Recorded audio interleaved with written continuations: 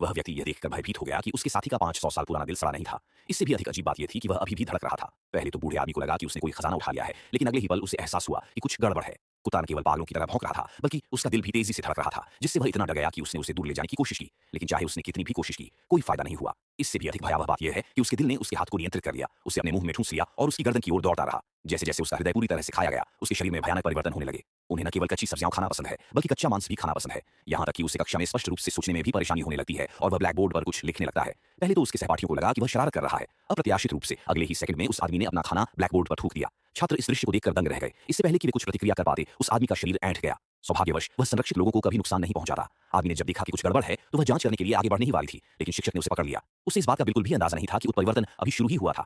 जब वह व्यक्ति घर लौटा तो यह देखकर भयभीत हो गया कि उसके शरीर पर पौधे उगने लगे थे। वह आदमी पूरी तरह घबरा गया। वह बस उसे पकड़ना चाहता था, लेकिन वह बिल्कुल भी हिल नहीं सका। हताश होकर उसने उसे कसकर ढक दिया और बिना कुछ कहे उसके तंबू तोड़ दिए। अंततः वह व्यक्ति सामान्य स्थिति में लौट आया।